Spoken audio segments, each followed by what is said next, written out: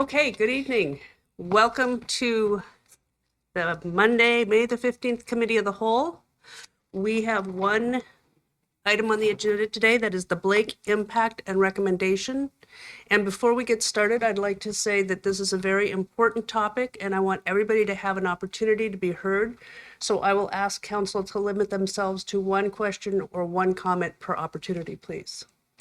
All right, introducing Mr. Ed Van Bailey. All right. Thank you, Council President and Renton Council. For the record, my name is Ed Van Bailey. I'm the Chief Administrative Officer for the City of Renton. Tonight, I'll be presenting to you on the Blake impact and recommendation. We'll go through, I imagine there'll be some questions to double down on how important this is. So I want to make sure there's enough time for Council to have good discussion and ask questions. First, a real quick overview of the agenda, the Blake decision. We hear the word a lot. I'll just do a brief slide on cover what that was and what it is. I would like to do some staff introductions. Impacts will be provided by the Renton Police Department. Will contain some stats. Community comments, some of the input that we received, recommendation, some diversion, what some opportunities that we're creating, and then we'll have questions. First, the Blake decision, as many know, and those that don't, February 2021, Washington Supreme Court rules simple possession of drugs unconstitutional. The Blake fix, they call it, Senate Bill 5476, goes into effect in July of 2021, changing the possession from a felony to a misdemeanor, prohibiting law enforcement from arresting without two previous referrals. July 1st, 2023, this expires and it makes possession of drugs no longer illegal. Manufacturing and distribution of drugs remains a felony and is unaffected by the expiration of Senate Bill 5476. That was added as people say, what are we doing about the dealers? So that is still illegal and it's a felony, and this does not apply to that. Staff work, I really want to do some introductions. I know we've got some recent news this evening from the state legislature that providing a fix tomorrow, possibly. We're not sure, but they've already made some news releases about the Blake decision that will go out to the different, all the state municipalities, counties. But the work that was done in preparation for tonight, I would like to do a couple of introductions. Certainly the city attorney's office played a large role, and with me is Shane Maloney and Alex Tuttle and Iva Clark from the city attorney's office. The police department, we have the chief and deputy chiefs, Chief John Schultz and deputy chiefs Jeff Harden and Ryan Rutledge. Equity Housing and Human Services, MJ Van Cleve, Mary Jane Van Cleve. Court administration, Bonnie Woodrow is here. Thank you, Bonnie. And finance, Carrie Roller, city administrator of finance. Public Works is not here, but part of our work had to deal with finding a location to operate some of these diversion programs and services. So Public Works is our land space management, and we've been working with them to find a location that's local so that we can provide some of these services. Impacts on public safety, I'll ask Chief John Schultz. Good evening, Council President, Council members, and for the record, John Schultz, I'm your Chief of Police. So my goal this evening is to impress on you the impact that the Blake decision and subsequent legislation has had on our health and safety of our community. The next several slides will have data to give you a quantitative look at our observations and what we're hearing from the public and businesses on a daily basis. We have also included several videos to give you a qualitative perspective of those observations. I can't say that taken individually, any of these data points would have a direct correlation to the public health crisis, but I believe that when you look at them collectively, a pattern should emerge. Next slide, please. Awesome. So welfare checks. A welfare check consists of a 911 call for service or an on-view by an officer that someone appears to be in distress and may be in need of assistance. You can see in the first chart the dramatic increase of welfare checks from 20 to 21. It's a 92% increase, which stayed consistent throughout 2022, and projecting out for 2023, we will again be over 9,000 calls for service that are associated with welfare checks. The pie graph next to it is a snapshot of PD calls for service for last month. Of the 6,495 calls for service that officers responded to, 30% of those were welfare checks. So by far our largest one. Next one. Thank you, sir. To set up this first video, officers were dispatched to a welfare check to this young man. It was reported to dispatch that he was moaning, twitching, and appeared lethargic. Can play it, please? Can we help you out with anything? Do you need services? Or are you just trying to stay out of the heat? What's going on? Want to go to the hospital? You're looking pretty pale. Have you had something to eat or drink? You have? When was the last time you ate or drank something? A couple hours ago? Okay. Do you have any place to stay? Or are you homeless? Okay. What can we do to help you today? Can you look up and look at me real quick? I want to make sure you're okay. Bien? Something to drink? Got you, bro. We'll get you some water, okay? Gatorade, okay? So if you noticed, he's kind of nodding off in the call. That's kind of called a dope nod. It's often associated with someone that's under the influence of opioids. This is about a 45-minute call. I condensed it down to about a minute. Fire was called to the scene. He was evaluated and ended up being transported to the hospital. So prior to that, prior to the transport, they found his little kit that he had, which consisted of the foil, the lighter, the straw that he was using to smoke his fentanyl with. Next, please. All right, drug complaints. So this call for service is pretty self-explanatory. Simply put, this is the reporting of drug use to 911. As you can see, it's been on a steady incline since 2020, and we are currently on par to keep pace with 2022 and 2023. The first photo you see there is from a window down at the pavilion where a dealer was advertising their goods. They were selling their blues, which they refer to fentanyl as, for $4 for their homies and $5 for everyone else. The picture next to it shows a baggie of blues, their fentanyl, along with the foil and a straw. It's a typical kit for someone that's smoking fentanyl. Next one, please. Thank you.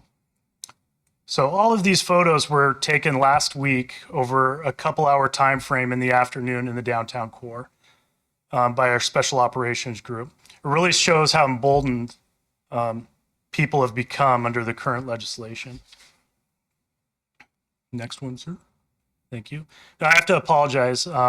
In the original published presentation, I inadvertently placed the wrong chart in this place, so I now corrected it, and that's the one that should be there, which shows PD calls for service in which Narcan were administered.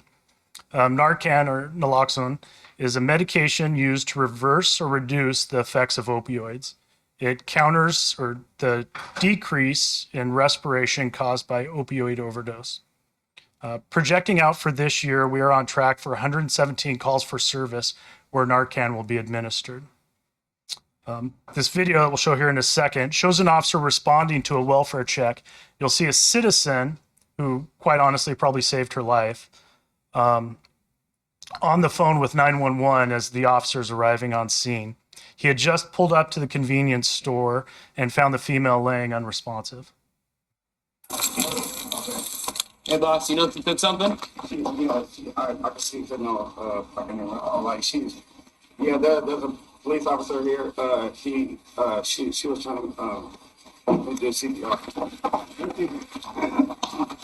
She's still breathing. She's still got a pulse. Okay, she doesn't need CPR. She's got a pulse. Okay. Yeah, there was an officer here. Okay, thank you.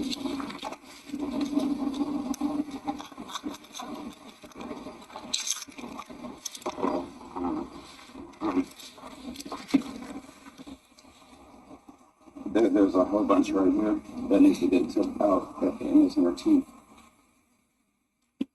And there's some of those. That one right. Come on, wake up for me. Does anyone know her name? Is anyone with her? No, I'll just wake up for me. Pretty powerful. He's doing a little sternum rub to try to get a reaction from her and then gets her into a recovery position. Yep, one's coming.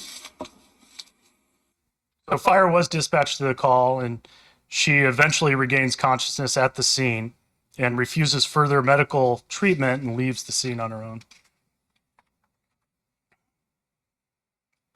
So Not a whole lot of explanation needed for this chart either. It shows dispatch calls for service for both police and fire in overdoses. If the current trend continues, the police will have a 60% increase in this category over last year. The next video is an incident that occurred at the transit center that an officer on-viewed, so there was no 911 call for service. To kind of set the stage for this, what you'll see as he's walking up is there's 2 subjects on the ground that have overdosed. Police department.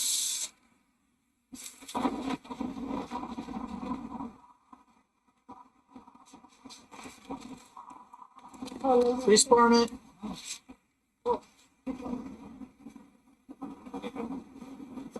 It's got a pulse.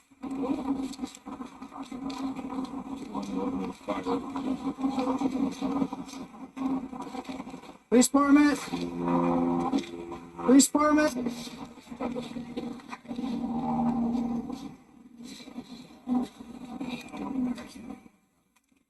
How many you got? I got another one.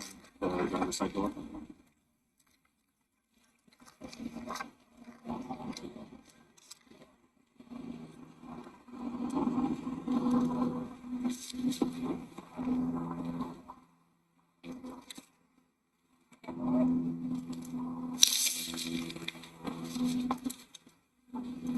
Just like last incident, they administer the Narcan and then give the sternum rub and have him in a recovery position. Hey.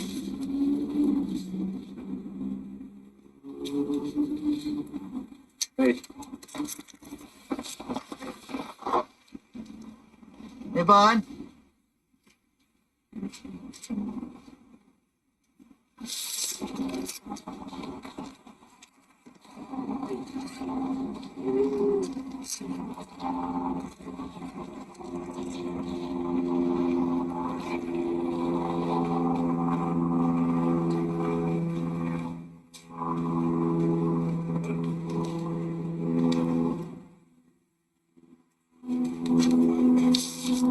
Flashlight.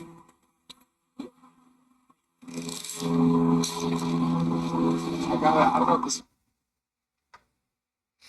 So after reviewing the video footage from the transit center, we know that the patient that was not wearing a shirt, the one that was on the far side, was using, I don't know if you notice, there's kind of some remnants of a cinder block in between the two of them. He had been using that for calisthenics. He was doing arm curls and shoulder presses with that. Once he got done with that, he went and sat down on the bench by where he was found and smoked some fentanyl and passes out shortly thereafter, almost after smoking it. That occurred around 12:30 in the afternoon. At about 1:11, that other subject comes by, picks up the foil that that gentleman had been smoking his fentanyl on and smoked the residue that was left on that. And he went over to that other bench, and that's where he immediately passed out. And so at about 1:24, that's when the officer drives by and sees both of them there. Recognizing the urgency, he renders aid and calls for fire. So after nearly an hour of the first subject being passed out is when he first got treatment. So multiple people had passed by both subjects without calling 911 or rendering any kind of assistance. That's not an indictment on our community, but more shows how immune our society has gotten to seeing this type of activity in our community.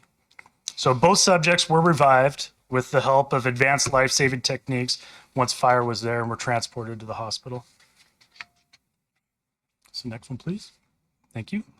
So both of these charts were provided to us by the King County Medical Examiner's Office and are reflective of overdose deaths countywide. Chart 1 is overdoses involving all drugs, and chart 2 shows overdoses involving fentanyl. Projecting fentanyl overdoses out to the end of the year, with everything staying status quo, the county will exceed 1,000 deaths from this addictive drug this year. So next slide, please. So also from the medical examiner's office, this chart shows the effect the drug epidemic is having on the Renton community. At the current rate, we will exceed 60 overdose deaths this year. You can do the first clip. Thank you. So this is the tragic reality. This young lady suffered from substance abuse disorder and was familiar to a number of our officers working around the downtown area. fact, between 21 and 22, we had multiple contacts with her for nuisance crimes associated with narcotics use, from theft, trespassing, drug use, unwanted subjects. She had been offered and referred to services on multiple occasions and refused. On one occasion, she did indicate to the officer that she would take him up on his offer. He immediately contacted the King County Crisis Unit to assist her. When he returned to her, she changed her mind and walked off before the crisis unit could get there. She'd also been booked a couple times during 2022. Go to the next one. So on November 12th, 2022, this is where she was found deceased from an overdose of fentanyl. So this is the sad and grim reality of kind of what the community officers are dealing with every day. Thank you. Thank you, Chief. Just briefly, I think we know where most of the comments that came in through from our community, resident concerns via email, our social media business owners have all reached out to the city about this problem and what are we going to do about it. We had all the auto retailers in a single meeting where they had suggested and approved the idea of us passing forward an ordinance that addressed the drug issues. The Chief's Own Advisory Council had mentioned that something has to be done.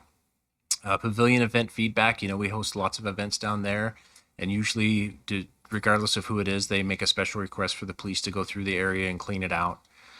Social media, of course, Renton Police Department, the officers that sit behind me and those that are watching right now are looking for some way that they can help our community heal from all this. As you know, Kent had passed one most recently, but I just put a couple of lists down of those different cities that are in the process of pushing forward an ordinance. Process and recommendation, as we sat down, as this was advanced by council to look at the impacts and a recommendation, we focused on some priorities. First is acknowledging the public health and public safety impacts of widespread drug use in Renton, prioritize and incentivize the treatment for use, deter individuals from criminal penalties, provide necessary tools to address the public health crisis, and focus on the impacts of public use in our community, what people are seeing every day. If I can have MJ, please. She will cover our partnerships and programs and some of the things that she's been working well in advance of this, and it just kind of timed out right. President and council members, thank you for the opportunity. What we realized as stewards of human services, I'll say my name again, Mary Jane Van Cleve, also known as MJ. The opportunity to increase human services funding was well received and very much appreciated. But we realized is a lot of our resources weren't as connected as they were previously. And so we started conversations with the court, with police, FD cares, as well as the providers that we're funding to start figuring out how to better connect and leverage those resources. And so I'm going to look off of that. My apology. So what came from that was several things. So these have been in the works leading up to this time, with the opportunity, if the ordinance or state legislation went through, that we could leverage those resources, knowing the framework that we have in place. So in terms of community outreach, we are working with a nonprofit right now to do that traditional outreach, which is just canvassing the community to see what services are needed. We do know that there tends to be a low response, but there still needs to be that contact. In terms of other outreach, we are working with a security company right now that also is never armed. They more so have resources, and they're more of like a quasi outreach and security. They only carry Narcan. They look at themselves as community safety agents, and they help liaise the space and try to, again, provide a layer of contact and continual interfacing, hopefully to build a rapport and incentivize a connection to services. Next in there, if you're familiar with Pier Washington and Pier Kent, we are in the process of creating our own Pier Renton. We want as big and a holistic of a model as possible. We're really excited to meet with them. When we met with them, that was with PD and the court as well as fire, because what we realized is those with lived experience and proper training have the most success rate in terms of incentivizing and connecting with anyone on that journey of connecting to services. We do realize that substance use disorder is a long-term commitment, and with help needed at any point. We also were told, and we've learned as well, is treatment needs to be very unique. Every person has individual trauma, circumstances, and needs for connection. Pure Renton is a navigating program that will help walk each individual through whatever their path may be. In addition to Pure Renton, they had several models, whether it be for job placement, whether it be for navigating through kind of the court system. There's a Pure Kent person in the library right now, but they also have what's called a recovery navigator program. That is meant to be a warm handoff for law enforcement when they have a situation where an individual is interested in treatment, and it is, again, that warm handoff. They become very well connected with regional and local resources, and they assist with that person's connection to those services. Next on there is crisis response to domestic violence. We have an amazing response to that in our own police department with Tina Harris, but there's also some local nonprofits, and one of which we're working with right now to secure. They not only provide support to those who are the victims, but also those who have initiated the act. The value with that too is they also support teens. Unfortunately, they've seen an increase in youth, and even with drug use, it does go down into our youth level. We are funding a crisis line for teens right now through our 64 human services contracted providers. We understand these needs can start very early on, and also, take them well into any age of life. In terms of substance use disorder assessment and treatment, we do have two centers. There is the Evergreen Treatment Center. We also have Ideal Option. We are working with them to really truly understand and make sure that folks who are needing access, that there's as many barriers reduced as possible. Many of them take Medicaid, and sometimes they'll assist. Evergreen is looking to expand to work into becoming licensed with mental health, as is Ideal Option. All of them realize the counseling is a really important portion of the treatment in order to keep people on a plan. The value there is each treatment is different. People want different types of plans and will respond to different plans. So our goal is to secure access, to improve access, so that if there is a referral through the Navigator program, through our own law enforcement directly, FD Cares, Human Services, anyone that we're kind of trying to reserve that space and expedite access so folks aren't having to wait weeks at a time. We do realize when people are in immediate crisis and need, getting that quick connection can be crucial, and so we're working towards building that out. In terms of human services, contract services, again, thank you again, Council, for always being so supportive of those. What we do realize is in about a year's time, we're going to be adapting and further refining who we fund. We explained previously in another presentation the process, but what we've missed an opportunity to do is to align those resources to our own partnered needs and to ensure that the contracts that we execute are in complement to what's been identified by our Navigator program, our police department, and other providers. So we're really going to close the gap and the loops. Sometimes it's not more funding, it's better information, it's better connectivity, it's more awareness. We realize in many ways we were not as connected as we could possibly be, and so we will be I think closing that and hopefully being able to report back out in a year's time that we've closed those gaps. Thank you. All right. Next, I'll ask Alex to come and we'll address our recommendation of passing an ordinance that makes possession and public use of drugs illegal. He's going to go over the process that we create. Good evening, council members. Alex Tuttle at the City Attorney's Office. And I was just asked to briefly address the ordinance that's been presented to you this evening. Basically, it would create a number of new crimes under the Renton Municipal Code to address some of the issues that were discussed earlier in the evening, and to give law enforcement a tool to address those issues through the criminal justice system. However, what you see there, those new offenses, that doesn't fully encompass what we see the role of the criminal justice system in this process. If you go to the next slide, Ed, and we also create a section in this ordinance encouraging law enforcement and those responsible for enforcing the ordinance to divert some of those charges out of the criminal justice system, either through the pre-arrest tools, some of which MJ mentioned, the warm handoff and those types of things. But then even after some criminal charges are filed, we see the community court as being an excellent option for some of these offenders. That's run through our peer navigator program, and all the services that are connected with that. Somebody who enters the community court would have all access to all of those services, walking them through the process. And then there's also, for people who may not fit into the community court scheme, we can also reach agreements with some of those offenders using a pretrial. We titled it as a pretrial diversion, but essentially it's an agreement between the offenders and the prosecutor's office, complete treatment, and then at the end of that process, charges can be dismissed. There's also what's known as a deferred prosecution. So some of those tools that we have are in lieu of a formal criminal conviction, but even once somebody would be convicted under one of these charges, they would still have options to have their sentence, their conviction vacated, or other treatment options that would be imposed as a condition of those convictions. So we look at this as a tool that's potentially available, but a flexible tool that can be implemented to assist the needs of the community here.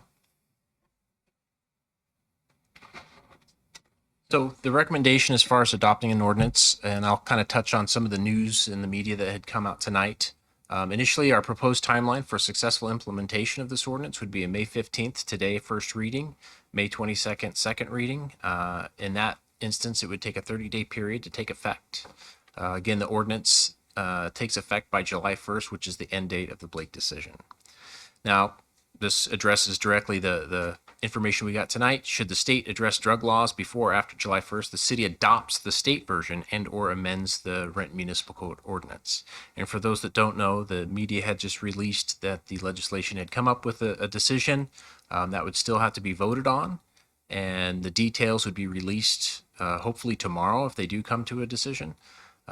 So that's something that we're looking forward to. But in lieu of no decision being made, we're still recommending the adoption of this ordinance because we can, again, make changes. We can further digest it, any recommendations or amendments that are made this evening to take those into account and address those issues.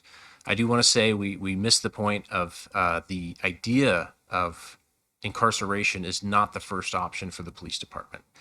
It's rather farther down the line. So with MJ's work, as far as handing off to the navigators, that is our preferred method of taking somebody to jails to get them treatment. So that was our focus. Now we are all available for any questions you might have. I just want to say thank you very much. Thank you for everybody who has had a hand in bringing this forward. It's excellent work, and I truly, truly appreciate the amount of effort that went into it. My first question is, does a person have to have charges filed against them in order to access some of the services that MJ referred to? I'm sorry? No, that's the police can actually hand that off. They can make the phone call with the navigators or the other processes, whatever connections that we have, that can be a handoff. And that would be the preferred method should they choose to accept it. Thank you. Madam President. Yes, sir. Thank you so much. Ed and everyone, thank you for the presentation. This, to me, seems very holistic. Like, I don't feel like you've missed a beat. You've got the options for treatment. You have the options for law enforcement. And you say in here, what my question was going to be about preemption, but you covered that in your last bullet point. I'm hoping that we can act tonight on this. Yes, Councilmember Vaughn. Thank you, Council President. And again, thank you for our staff and Ed and the team for your presentation. This is the first time for us all to sit and actually discuss this as a thoughtful conversation. So very much appreciated. And thank you, Council President, for having us in a timely fashion, presenting it through committee, your committee. So appreciate that. I have a lot of questions, but I know that just one question per turn. So I very much appreciated the language and the clarity. However, I do have questions in regarding to the unlawful public use terminology versus drug paraphernalia. Because as we're talking about just having possession, not actually using it. And so there's a little bit of not clarity. So if you can explain that. And that goes back to page, I would say just page 3 of the ordinance.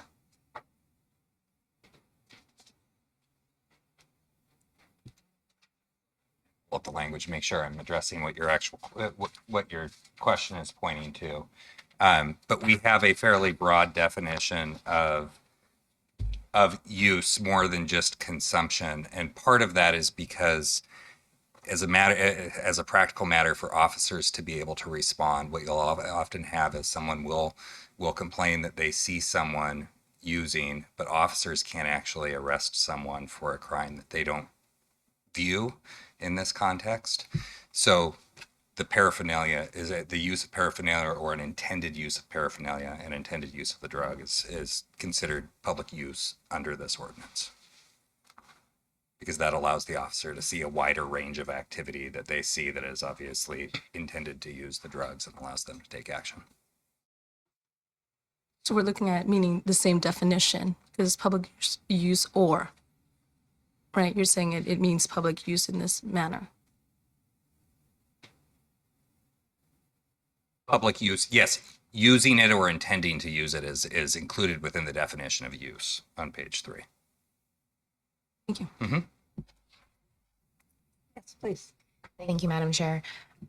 One, thank you for the amazing presentation. I think this question is going to be geared more towards MJ, so I'll give you a heads up. Appreciate all the partnerships. I'm really excited for the peer navigation program. Just kudos to all of this. This is, again, I agree with Councilmember Prince, very holistic in its presentation. My question is, as we see the state hopefully pass something, present something, vote something tomorrow, and the cities in South King County are passing similar legislation, what treatment infrastructure is set up county-wide, and at what point do we fear or have anticipated possible treatment becoming overwhelmed or overrun and not having available treatment for these said diversion programs? I think your intuition is correct. I think with King County passing the levy and the crisis centers, the 5 that are going to come in, the amount of resources there is limited, especially mental and behavioral health. That's why we had initiated a lot of this. Well, what are our resources and how to leverage our network? Our goal is, once we feel like, I guess I've been using the term, our house is in order, we want to definitely make sure we're coordinating at a county level.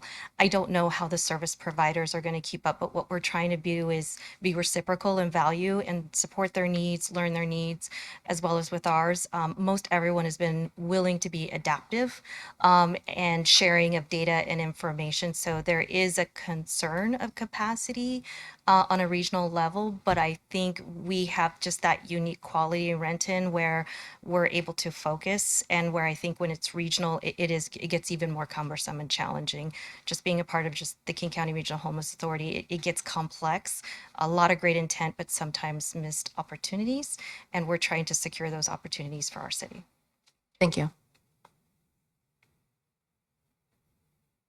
Anybody else for a first question or comment? Okay. Thank you, Madam President. So the question I had, which was similar to the one Councilmember Rivera just asked, I think I got the answer I was looking for on that. So I'll ask my second question. There's a lot of debate between in Olympia between misdemeanor and gross misdemeanor. What thought process went on here as far as why we landed on gross misdemeanor versus misdemeanor?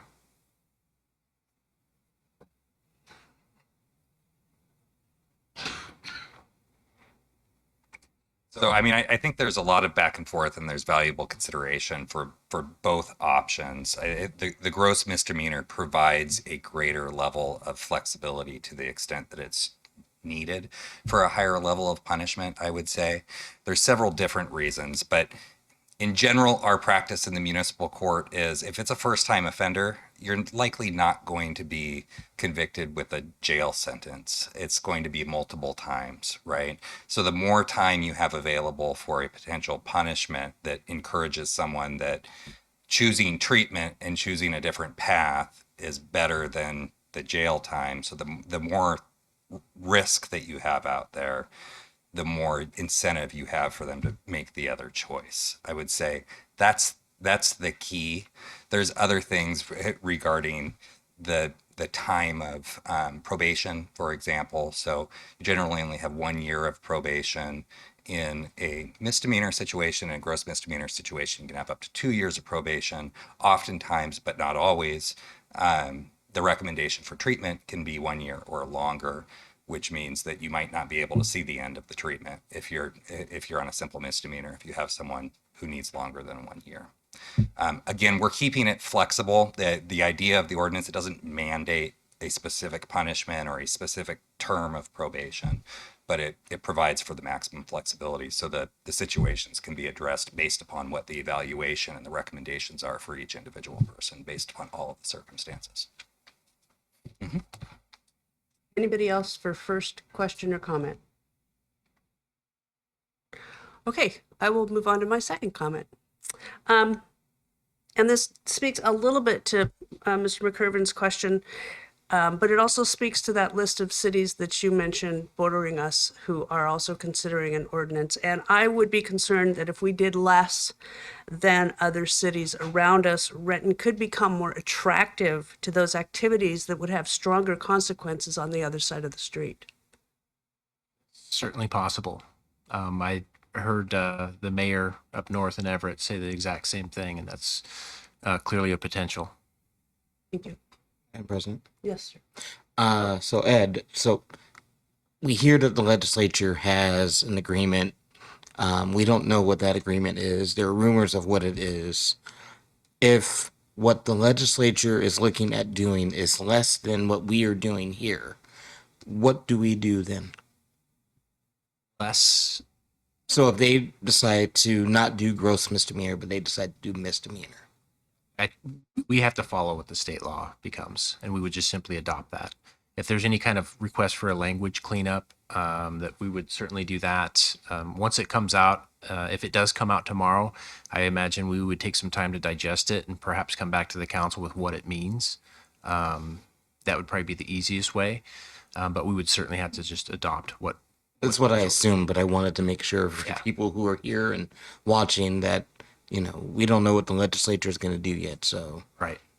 And it's not a sure thing. They still have to vote on that. So that's very true.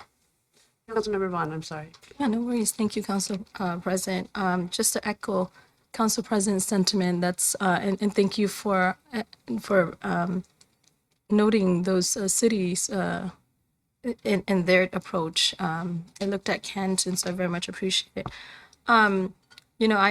My next question is about the diversion programs. I know, having witnessed two community court graduations and how powerful that is, and our intent here is very holistic, making sure that we help the person, the individual, the humanity.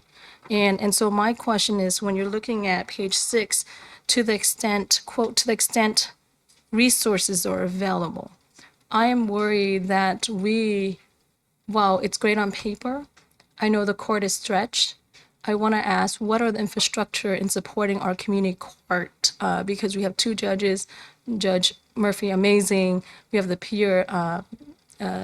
peer mentor individual from Kent and the advocate. But I want to make sure that we actually are going to be able to implement this as well, right?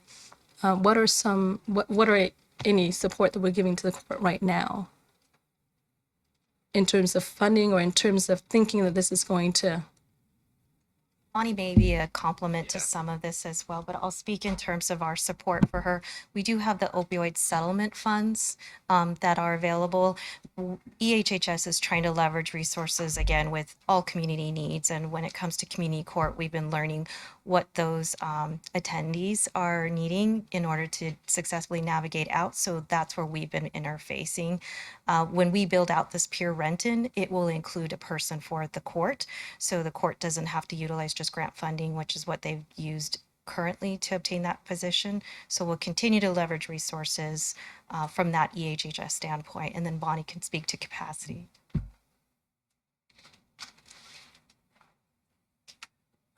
Thank you and good evening.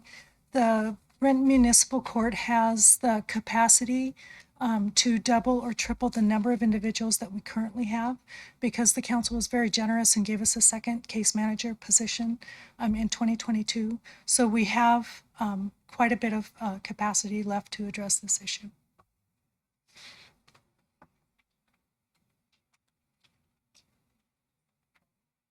Follow up, yeah. Sorry, because I think you mentioned double or triple. What are we currently at as far as the number of participants? I know you mentioned it last time, but I forgot. We currently have 12 participants and 2 are graduating in the near, I think, June 8th. Yeah. And so we have the capacity to have between 30 and 40 participants. That's the model that we built when we originally started the court. Thank you. Any first or second questions? Yes.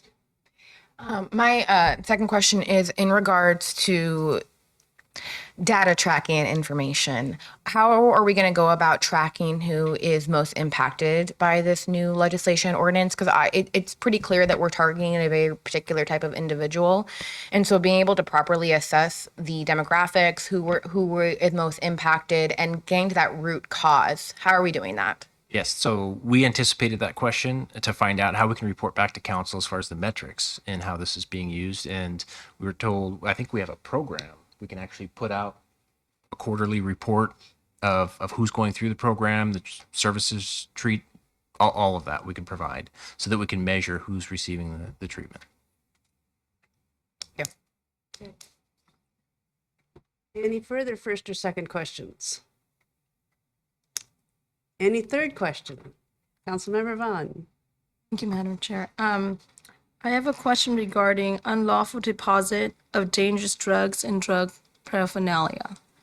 My question is, I understand what we're trying to get at. I actually think any body of water should not even be a gross misdemeanor. It should be a felony plus, but that's just me. But my question is, in a situation, for example, we have individual community members and residents and groups that are actually out there helping cleaning up. Obviously, they're not doing the drug, right? But if it's not properly depositing the drug, the paraphernalia and drug use, how do we deal with those situations? Because it just doesn't seem like, I don't want to be an either or kind of situation, but here it says, it is unlawful for any person to knowingly dump, discard, deposit, throw, or discharge any dangerous drug or any drug paraphernalia onto the ground, into any body of water, including municipal water supply or sewer, or in any public space that is not specifically designated and designed for the safe deposit storage of the item. I'm sure most groups will have their deposit box and so forth, but just want you to address that.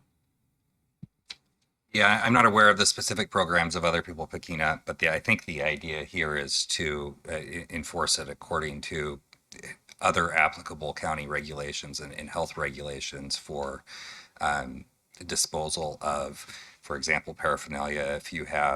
Even if you're just using a medical device, you're supposed to use a sharps container before you dispose it. So I think that that's the intent there, is that we're encouraging the proper disposal. So I would hope that a group that's out there picking up in the community would not just put it in a regular garbage can, but would put it in a sharps container and dispose of it appropriately. I think that's what the intent is. Yeah, and that came from, we had a meeting with a youth academy, and their biggest complaint was needles in parks. And this is one of those things that's trying to address the whether it's drugs left out where somebody can get access to them. We saw a video of that, or needles or things like that. It's to address the people that are kind of leaving these hazards behind.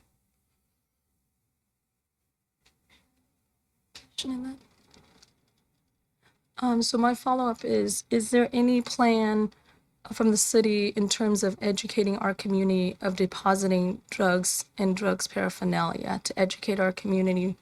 Because I find it could be, I know our officers, we're not just gonna pull folks over, but I think it is very much an education piece that's needed, right? When groups want to do good and help out and clean up. Yep. This is not addressing them. And if we needed to do Okay. education to let them know that they're welcome to help us and clean our community, then that's great. This was more for the ones that the officers run into that are discarding the drugs or things like that, not the people that are trying to help. But you can't tell the difference. So what I'm saying is that if, in terms of like, I'm just an individual collecting items and then I put in the garbage and somehow an officer sees me, right? But actually I was trying to clean up. And then, so how do we address that? Just I so think there's if no we know gray of a area. group or you're aware of a group, to let us know so we can get the right equipment for them to dispose it properly. That's something we could certainly do. So that's what the city's planning to do, is actually. That's what we provide it. can do. Okay. I was unaware that there's private groups that are going collecting. Well, I think there's quite a bit of cleanup crew. Of Okay. cleaning. Yeah. Madam President. Yes. I just kind of have a comment on that. I mean, I think, I don't know, there's a letter of the law and the spirit of the law. And I think to that point, we're dismissing the discretion of the officers to use common sense. I don't think they're going to see a group throw it away and, okay, slap on the cuffs. Let me show you the whatchamacallit. So I don't want it to get lost as to what we're really trying to do here. It's fairly clear. I mean, sure, there are certain, there's a lot of different ways you can manipulate it to poke a hole in it. But overall, I honestly don't think that will be a major issue. That, I mean, we do have to give some kind of faith to our Renton Police Department to show the right discretion and actually address what we're trying to address. I just felt that comment was needed. Okay, please. Yes. So to follow up with, and this again is probably going to be another softball for MJ. When it comes to when we understand a lot of these diversion programs, the individual, the offender has to opt in. It's something that they have to do willingly, and so sometimes they might just opt to go to jail instead. That might be their choice. Understanding that, there might not be, inpatient treatment options. They might be houseless. They might have not had good experiences. Jail, 3 meals a day and they get health care, right? Unfortunately, King County Jails has some of the highest death rates in the country when it comes to people dying within their facilities. So all of that to say, is there an exploration to opening, hosting, having treatment centers, or reopening like our own holding cells within the Renton Police Department, or having spaces in the city of Renton outside of King County Jail? Have to divert to our court or our attorneys. In terms of services, right now, we're just trying to make sure we're aware of all services and options available for anybody at any point, like we said, in kind of their pursuit and journey when their readiness is available. In terms to the rest of your question, I may have to defer to Alex or Shane to talk about when they choose, when they don't choose, and then just the in custody portion. I have one follow-up, if that's okay, Sure. Madam President. What about more sheltering and housing options in the city of Renton for those who are houseless? So right now, what we're working on is a resource center, trying to make sure we can, again, the connectivity is what we're seeing right now as an immediate urgent need. I think we certainly are still working with those providers to provide those vouchers. And again, staying actively involved with our partnership with the King County Regional Homeless Authority.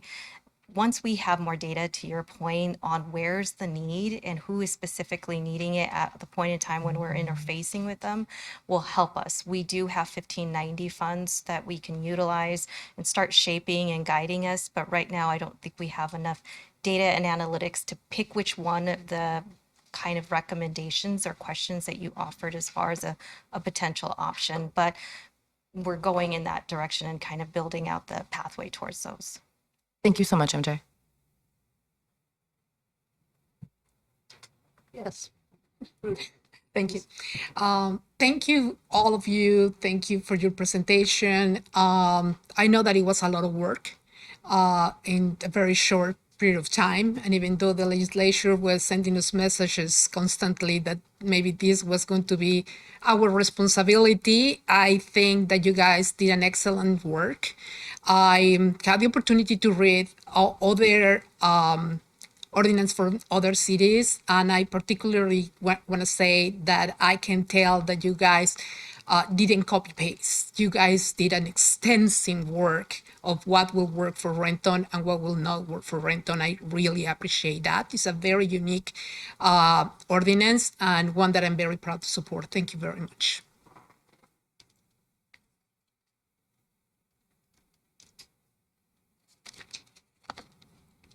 Any final? Councilmember Vaughn. Thank you, Madam Chair. So we're talking about hard drugs. I think that it's mentioned here in terms of fentanyl, heroin, and meth. When we say broad, there's a list that folks can get, or is it just kind of? I know it's cited in RCW, but not everyone can just go to the RCW, right? Are those the drugs that we are looking at for this particular ordinance?